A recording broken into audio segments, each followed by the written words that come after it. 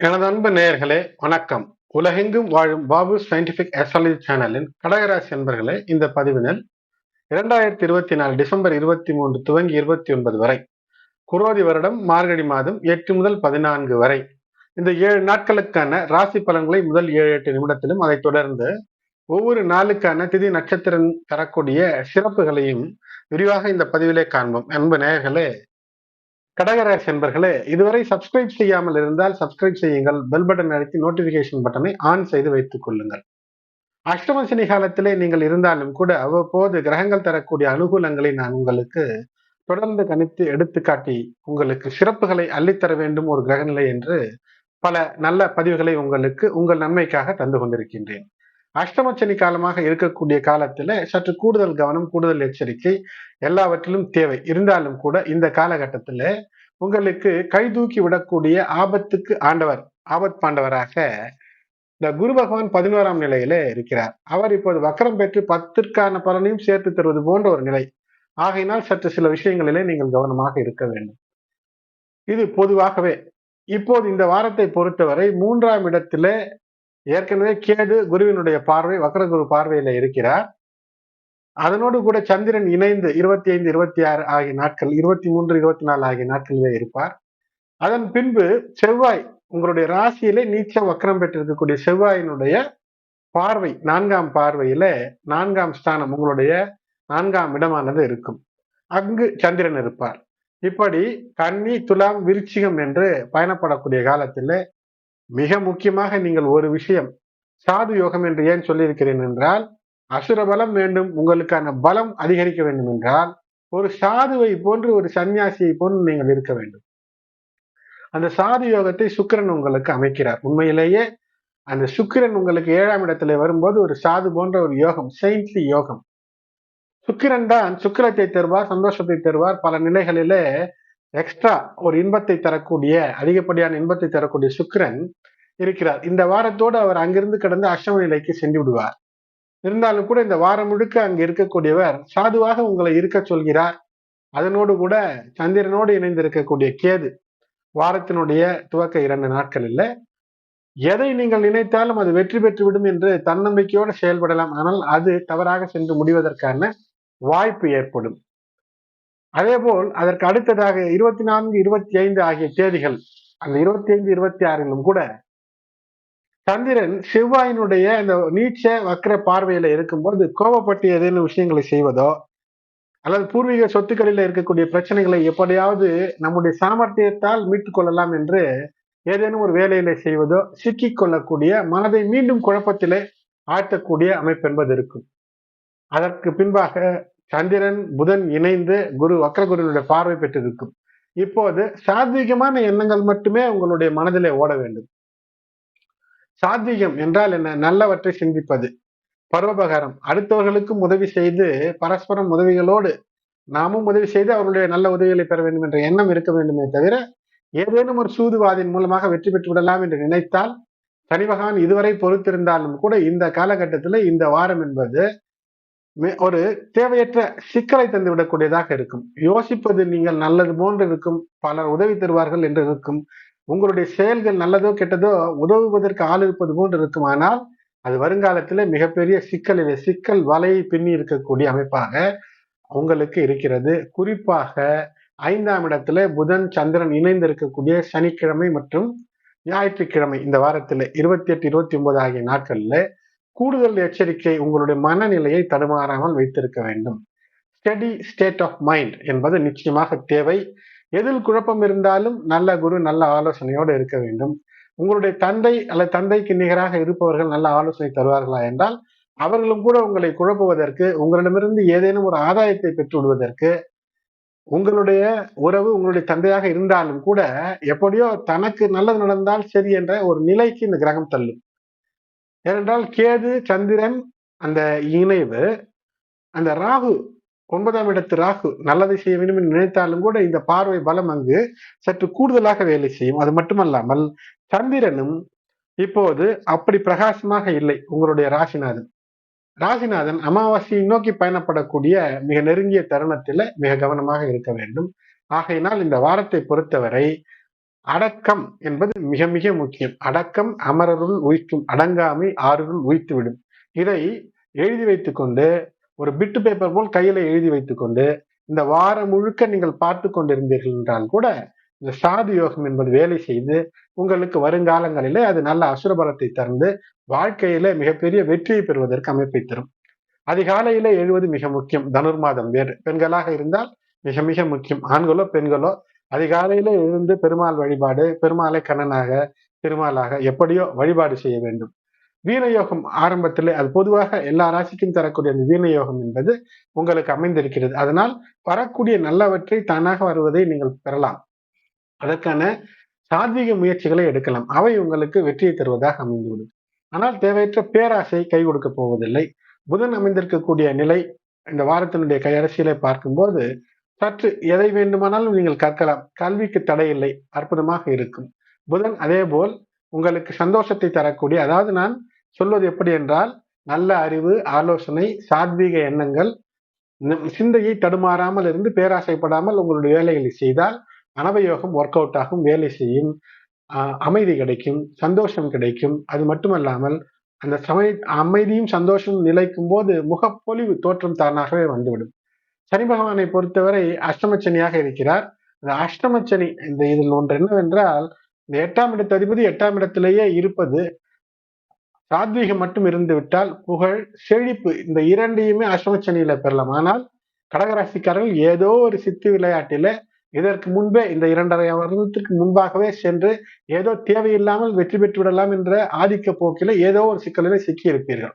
ஒவ்வொருவர் ஒவ்வொரு நிலையில சிக்கி இருப்பீர்கள். அப்படி சிக்காமல் இருப்பவர்களுக்கு மிக சிறப்பான ஒரு ராஜயோகத்தை அள்ளித்தரக்கூடிய அற்புத காலமாக இருக்கும். செவ்வாயும் உங்களுடைய ராசியிலேயே நீச்ச மக்கரம் பெற்றிருக்கக்கூடிய காரணத்தினால் யோககாரகனாக உங்களுக்கு செயல்பட்டு சொத்தையும் செழிப்பையும் தருவார். இதற்கு தேவை, அதாவது பொறுமையோடு இருக்க வேண்டும். அடக்கம் சொன்னேன், அடக்கம் அமரருள் உய்க்கும், அடங்காமை ஆரருள் உய்த்து விடும்.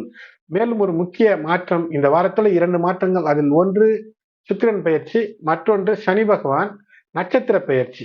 அவர் சதய நட்சத்திரத்திலிருந்து பூரட்டாதிக்கு செல்கிறார். ஆகையினால இந்த சதயம் டு பூரட்டாதி நட்சத்திரத்தினுடைய பெயர்ச்சி என்பது நிச்சயமாக ஆன்மீக நாட்டம் உங்களுக்கு அதிகரிக்கும். ஆன்மீக நாட்டத்தில் அதிகரிப்பதோடு மட்டுமல்லாமல் வரும் காலங்களிலே மிக விரைவிலேயே சுப யோகங்கள் அமைந்து செல்வ செழிப்பு வருவதற்கான வாய்ப்பை இது ஏற்படுத்தி தரும். அதை பொறுமையாக இருந்து பெற வேண்டும். சிறப்பான அனுகூலமான விஷயங்களை உங்களுக்கு தரக்கூடிய சில நாட்கள் என்றால் இந்த வாரத்திலே 25 புதன்கிழமை, 26 வியாழக்கிழமை மற்றும் 28ல சற்று கூடுதல் அனுகூலங்களை தரக்கூடிய அமைப்பை காட்டுகிறது. மாணவர்களுக்கு உழைப்பு உயர்வை தரும். நிச்சயம் வெற்றி உண்டு. எனது அன்பு நேயர்களே, 23 டிசம்பர் துவங்கி, அதாவது திங்கட்கிழமை துவங்கி 29 டிசம்பர் ஞாயிறு வரை முடியக்கூடிய இந்த வாரத்திலே இது கலிகாலம், குரோதி வருடம், மார்கழி 8 முதல் மார்கழி 14 வரை அமைகிறது. சந்திரன் இந்த வாரத்திலே 3 நிலைகளிலே இருந்து பலன் தருவார். சந்திரன் இருக்கக்கூடிய நிலை என்று பார்க்கும்போது கேதுவோடு இணைந்திருக்கக்கூடிய திங்கள் மற்றும் செவ்வாய். எந்த ஒரு விஷயத்தை பேச வேண்டும் என்றாலும் ஒரு நல்ல ஒரு ஆலோசனை அல்லது உங்களுக்குள் ஒரு ஆலோசனை செய்து பேசுவது, அல்லது பொதுவாகவே ஒரு ஆலோசகர், உங்களுடைய குடும்ப மூத்தோர்கள், அல்லது நீங்கள் எதை ஒரு விஷயத்தை செய்ய வேண்டும் என நினைக்கிறீர்களோ அது சார்ந்த வல்லுநர்களிடம் கேட்டு ஒரு வேலையை செய்வது என்பது வெற்றியை தரக்கூடியதாக அமையும். குரு ரிஷபத்திலே வக்கரம் பெற்றிருக்கிறார். சனி கும்பத்திலே மூல திரிகோணம் பெற்ற ஆட்சி. விருச்சிக ராசி உங்களுக்கு எந்த பாகமாக அமைகிறதோ அதில் மிக கவனமாக இருக்க வேண்டும். சனியும் செவ்வாயும் சஷ்ட அஷ்டகம், செவ்வாய் நீச்சம் வக்கரம் ஆகையினாலே கோபதாபங்களுக்கு நிச்சயமாக எந்த ராசிக்காரர்களும் இடமே கொடுக்க கூடாது. இதுதான் இதனுடைய பொதுவாக ஒரு பண்பாக அமைகிறது. மேலும் உங்களுடைய இல்லத்திலே கும்பம், மீனம், மேஷம் ராசிக்காரர்கள் இருக்கிறார்கள் என்றால் இந்த வாரத்திலே அவர்களுக்கு சந்திரன் சந்திராஷ்டகம் அடையக்கூடிய நிலை என்பது இருக்கிறது. ஆகையினால் அவர்களோடு முரண்படாமல் அவர்களுக்கு ஏதேனும் மன வருத்தம் ஏற்படாத நிலையிலும் அல்லது அப்படி ஒரு முரண் ஏற்பட்டாலும் அனுசரித்து செல்வதும் சிறப்பை ஏற்படுத்தும். இந்த வாரத்துல 23/12/2024 மார்கழி 8 திங்கட்கிழமை 5:08 PM வரை அஷ்டமியாக இருக்கிறது. அதன் பின்னர் நவமி. நட்சத்திரம் உத்திரம் நட்சத்திரம். உத்திரம் நட்சத்திரம் 9:09 AM காலை வரை, பிறகு ஹஸ்தம் நாள் முழுவதும் 60 நாழிகைகளும் சித்த யோகமாக அமைகிறது திங்கட்கிழமையில. இது தேய்பிறை அஷ்டமியாக இருக்கிறது. சிவ வழிபாட்டிற்கு ஏற்ற நாள். காரணம், இந்த அஷ்டமிக்கு சங்கராஷ்டமி என்று பெயர். ஏனென்றால் சிவ வழிபாட்டிற்கு ஏற்ற நாளாக இருக்கிறது. அஷ்டகா என்று கேலண்டர், தினசரி கேலண்டரில் போட்டிருக்கும். காலபைரவருக்கான வழிபாடுகள், குறிப்பாக காசியிலே மிக சிறப்பாக கொண்டாடப்படக்கூடிய அமைப்பு என்பது இந்த நாளில இருக்கும். காசியில் கலங்காது காத்தருளும் காலபைரவர் வழிபாடு சிறப்பு தரும். அந்த காசியில் சென்று வழிபட முடியுமா? ஆகையினால் வழிபடுவதற்கு வாய்ப்பில்லை என்றால், உங்களுடைய இல்லங்களுக்கு அருகிலே இருக்கக்கூடிய சிவாலயங்களிலே இருக்கக்கூடிய பைரவர், கால பைரவர், ஸ்வர்ணாகிருஷ்ண பைரவர் வழிபாடு கூட மிகப்பெரிய அற்புதங்களை உங்களுக்கு செய்யும். தங்கு தடையற்ற தைரியத்தை தந்து வெற்றிக்கான வழியை தரும். நல்ல விஷயங்களிலே தைரியத்தை ஏற்படுத்தி தந்துவிடும். இது தனிய நாள் ஆகையினாலே திங்கட்கிழமை அன்று சுபகாரியங்களை தவிர்ப்பது நல்லது. அடுத்ததாக குரோதி வருடம் மார்கழி என்பது செவ்வாய்க்கிழமை டிசம்பர் 24, 2024 இரவு 7:52 PM வரை நவமி, அதன் பின்னர் தசமி. நட்சத்திரம் ஹஸ்தம் நட்சத்திரம் நண்பகல் 12:17 PM வரை, அதன் பிறகு சித்திரை. நாள் முழுவதும் சித்த யோகம். கரிநாள். இது அன்வஷ்டகா என்று போடப்பட்டிருக்கும். அதாவது முன்னோர்களுக்கான வழிபாடு செய்ய ஏற்ற நாளாக இது அமைகிறது. அடுத்தது குரோதி வருடம் மார்கழி 10 புதன்கிழமை டிசம்பர் 25, 2024 10:29 PM வரை இந்த தசமி, அதன் பின்னர் ஏகாதசி. நட்சத்திரம் சித்திரை நட்சத்திரம் 3:22 PM வரை, அதன் பிறகு சுவாதி. இந்த புதன்கிழமையும் தசமியும் இணைந்து வரும்போது மிகப்பெரிய ஒரு அற்புதம் என்ன தெரியுமா? தசமி என்றாலே வெற்றி. அதனால்தான் விஜயதசமி என்று நாம் கொண்டாடுவோம். புதன்கிழமையோடு இணையும் போது இந்த தசமி என்பது வெற்றி மற்றும் நிலைத்தன்மையை தரும். இந்த நாளில செய்யக்கூடிய அமைப்பு என்பது வெற்றியை தரும். நீண்ட நெடுங்காலங்களுக்கு நிலைத்து பயன் தரக்கூடிய, நல்ல அனுகூல பயனை தரக்கூடிய அமைப்பை இது தரும். ஆகையினாலே எது உங்களுக்கு நிலைத்திருக்க வேண்டும் என்று நினைக்கிறீர்களோ அந்த செயல்களை செய்யுங்கள். குறிப்பாக வரன் பார்க்க, பெண் பார்க்க, பெயர் வைக்க, புதிய வாகனங்கள் வாங்க, புதிய வீடு வாங்க, அதற்கான ஏற்பாடுகளை செய்ய இது அற்புதமான நாளாக இருக்கிறது. அது மட்டுமல்ல, இந்த நாள் முழுவதும் சித்த யோகமாக அமைகிறது, சுப நாளாக அமைகிறது. இது அதாவது மார்கழியில இந்த சித்திரை நட்சத்திரம் வரக்கூடிய அந்த நாளிலே பார்க்கும்போது ஒரு சிறப்பு, மேலும் ஒரு சிறப்பு என்னவென்றால், சக்கரத்தாழ்வார் வழிபாடு என்பது நன்மைகளை தரும். சுதர்சன ஹோமம் செய்வது, சுதர்சன பூஜை செய்வது என்பது செல்வ வளத்தை உங்களுக்கு இல்லத்திலே கூட்டி தரும், அதிகம் ஏற்படுத்தி தரும். அடுத்தது குரோதி வருடம் மார்கழி 11 வியாழக்கிழமை டிசம்பர் 26, 2024 இரவு 12:44 AM வரை, அதாவது நள்ளிரவு வரை ஏகாதசி, பின்னர் துவாதசி. சுவாதி நட்சத்திரம் மாலை 6:09 PM வரை சுவாதி நட்சத்திரம், அதன் பிறகு விசாகம். வியாழக்கிழமை அன்று ஏகாதசி வருவது என்பது ஒரு மிக மிக சிறப்பு.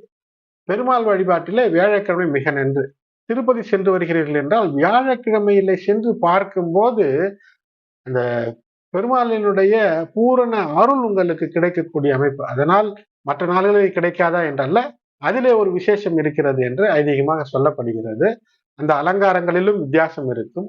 இந்த வியாழக்கிழமை அன்று வரக்கூடிய இந்த ஏகாதசி என்பது ஒரு உயிரோட்டம் உள்ளதாக அமையும். அதனால்தான் இதற்கு ஜீவவார ஏகாதசி என்று சொல்வார்கள்.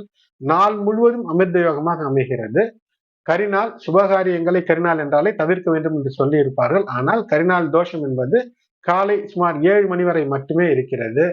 விரதம் இருந்து பெருமாள் வழிபாடு என்பது மிக சிறப்புகளை தரும், செல்வ வளம் தரும், தொழில் வளம். இந்த நாளில நீங்கள் விரதம் இருந்து பெருமாள் வழிபாடு செய்வது தொழில் வளம் நிச்சயமாக ஏற்படுத்தி தரும். குறைந்தபட்சம் ஒரு வேளை உணவையாவது தவிர்த்து மாலை வேளையிலே அருகிலே, இல்லங்களுக்கு அருகிலே பெருமாள் கோயில் இருந்தால் சென்று வழிபட்டு வந்து உணவை அருந்துவது என்பது சிறப்பை ஏற்படுத்தும்.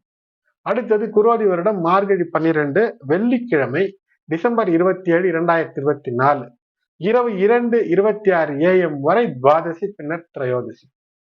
விசாகம் நட்சத்திரம் இரவு 8:28 வரை, அதன் பிறகு அனுஷம் நட்சத்திரம். நாள் முழுவதும் சித்த யோகம். காஞ்சி பரமகுரு ஆராதனை, அதாவது குரு வழிபாட்டிற்கு இது ஏற்ற ஒரு அமைப்பு, ஏற்ற அமைப்பை தரக்கூடிய நாள். குரு தோஷம் இருக்கிறது, ஏதேனும் சொல்லிக் கொடுத்தாலும் புரியவில்லை என்ற விஷயங்கள் எல்லாம் இருக்கும். ஞாபக சக்தி குறைபாடு அல்லது சரியான குரு அமையாது இருப்பதே மகர ராசி போன்ற ராசிக்காரர்களுக்கு, கும்பராசிக்கார ராசி போன்றவர்களுக்கெல்லாம் குரு அமைவு என்பது சரியாக இல்லாததுனாலே சிக்கல் இருக்கும். அதாவது குருவினுடைய பேச்சை கேட்காமல் சென்று பிரச்சனை ஏற்படும்.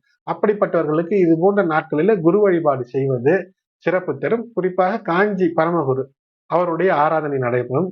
அகண்ட துவாதசி பெருமாள் வழிபாடு தரிசனம், பெருமாளுக்கு தீப தூப வழிபாடு படையல் செய்து வணங்குவது, குறிப்பாக இந்த நாளிலே அதாவது வெள்ளிக்கிழமை அன்று காலை 7:10 பெருமாளுக்கான வழிபாடு, அதற்கான படையல் எல்லாம் வைத்து கற்பூர தீபம், தீப தூப ஆரத்தி காட்டி வழிபாடு செய்வது ஏற்றத்தை தரும். இந்த நேரத்தை குறித்து வைத்துக் கொள்ளுங்கள். அது மிக சிறப்பான நேரமாக அமையும். அடுத்தது குரோதி வருடம் மார்கழி 13 சனிக்கிழமை டிசம்பர் 28 இரவு 3:32 AM வரை திரையோதசி, பின்னர் சதுர்த்தசி. அனுஷ நட்சத்திரம் இரவு 10:13 வரை, பிறகு கேட்டை. மிக மிக சிறப்பான நாள். சனி தோஷம், ஏழரை சனி, அஷ்டமத்து சனி அல்லது ஜாதகத்திலே சனி சரியாக அமையவில்லை, அர்த்தாஷ்டம சனி போன்ற நிலைகளிலே கண்டக சனி என்று சனி பகவான் பீடித்திருந்து பிரச்சனைகளை தரக்கூடிய நிலை என்றால் அந்த ஜாதகர்கள் இந்த நாளிலே சிவ வழிபாடு செய்வது அல்லது இல்லங்களுக்கு அருகிலே சனி பகவானுடைய சந்நிதிகள் இருந்தால் சென்று வழிபாடு செய்வது சிறப்பை ஏற்படுத்தும், ஒரு முக்தியை தரும். பிரச்சனைகளிலிருந்து ஒரு முக்தியை, விமோசனத்தை தரும். சனியும் அனுஷமும் மற்றும் சனிக்கிழமையும் இது மிக அற்புதம். ஏனென்றால் சனியினுடைய நட்சத்திரம் அனுஷம் சனிக்கிழமையிலே வருவது மிக சிறப்பு. மேலும் இது பிரதோஷம், மேலும் ஒரு சிறப்பு சனி பிரதோஷம். இந்த நாளிலே பிரதோஷ வேளையிலே சனிக்கிழமை மாலை 4:30 மணி முதல் 6 மணி வரை முதலில் நந்தி பகவானுக்கான அபிஷேக ஆராதனைகள் எல்லாம் கண்டு அதிலே பங்கேற்று அதன் பின்பு நந்திகளின் இரு கொம்புகளின் வழியாக சிவனை தரிசித்து அம்பாலையும் தரிசிப்பதன் மூலமாக சகலவித தோஷங்களும் போகும் என்று ஐதீகமாக சொல்லப்படுகிறது. அது உங்களுக்கு மிகப்பெரிய கடாட்சத்தை, நல்ல ஒரு நிலையை, அனுகூலத்தை தரும்.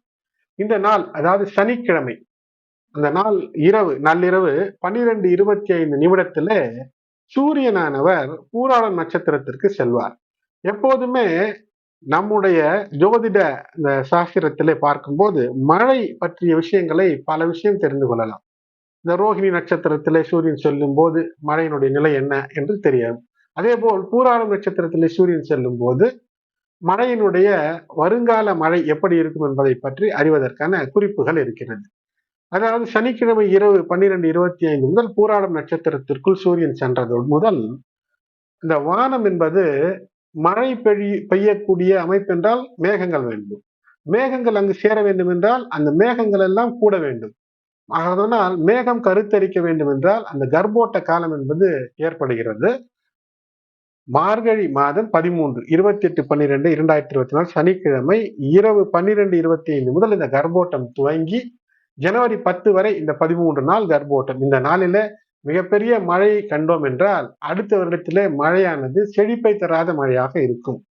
மழை இல்லாமல் லேசான தூறல் மட்டும்தான் இருக்கிறது, பெருமழை எல்லாம் இல்லை, வெள்ளம் எல்லாம் இல்லை என்றால் நிச்சயமாக இந்த கர்ப்போட்ட காலத்தில் அந்த மழை, அந்த சேரக்கூடிய அந்த மேகம் என்பது வருடம் முழுக்க அருமையான பலன் தரும் என்பது ஐதீகமாக சொல்லப்பட்டிருக்கக்கூடிய விஷயமாகினால இது கர்ப்போட்டம் துவங்கக்கூடிய நாளாக அமைகிறது. அடுத்தது குரோதி வருடம் மார்கழி 14 ஞாயிற்றுக்கிழமை டிசம்பர் 29 4:01 4:01 AM வரை சதுர்த்தசி, பின்னர் அமாவாசை. நட்சத்திரம் கேட்டை நட்சத்திரம் 11:22 PM வரை, பிறகு மூலம். இந்த நாளில மரண யோகமாக இருக்கிறது. மாத சிவராத்திரி சிவ வழிபாட்டிற்கு ஏற்ற நாள். விரதம் இருந்து சிவ வழிபாடு என்பது பிரச்சனைகளிலிருந்து உங்களை நீக்கி அற்புதத்தை ஏற்படுத்தி தரும். அன்பு நேயர்களே, தொடர்ந்து இணைந்திருங்கள். இதுவரை சப்ஸ்கிரைப் செய்யாத அன்பர்கள் சப்ஸ்கிரைப் செய்து பெல் பட்டன் அழுத்தி தொடர்ந்து இணைந்து ஆதரவு தர அன்போடு வேண்டுகின்றேன். நன்றி.